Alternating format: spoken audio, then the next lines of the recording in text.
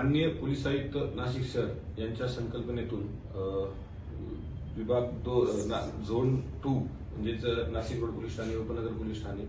Indiranagar police Thane तसेच Devali camp police Thane सदर परिसरातील गुन्हे प्रकटीकरण आणि गुन्हे प्रतिबंध हा प्रभावीपणे व्हावा या उद्देशाने गुन्हे शाखेअंतर्गत नाशिक रोड युनिट स्थापन करण्यात आले होते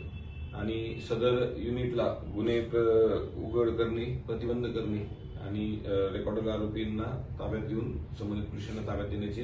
कामाची जबाबदारी दिली होती। सदर परिसरात मालमत्तेविरुद्ध गुन्ह्यांची संख्या वाढली होती। त्या अनुषंगाने माननीय पोलीस आयुक्त संदीप कर्णिक सर, माननीय पोलीस उपायुक्त गुन्हे किरण कुमार चव्हाण सर व सहाय्यक पोलीस आयुक्त मिटके सर यांनी देखील वेळोवेळी मार्गदर्शन करून गुन्हे उघडकीस आणण्याबाबत आदेशित करण्यात आले होते। त्यामुळे नाशिक रोड गुन्हे शाखा युनिट यांनी सदर ठिकाणी होणाऱ्या घरफोडीवर लक्ष केंद्रित करून सर्व ठिकाणी भेट देऊन सदर ठिकाणची आरोपीची गुन्हा करण्याची पद्धत, आजूबाजूच्या परिसराची फुटेज आणि त्याच्यावरून जे चेहरे मिळाले त्याच्यावरून मानवी संसाधनाचा वापर करून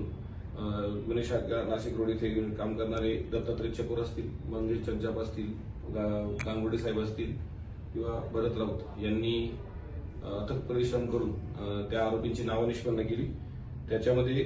रेकॉर्डवरचा आरोपी विक्रम उर्फ विक्की पौस, त्याच्यानंतर करण सरदार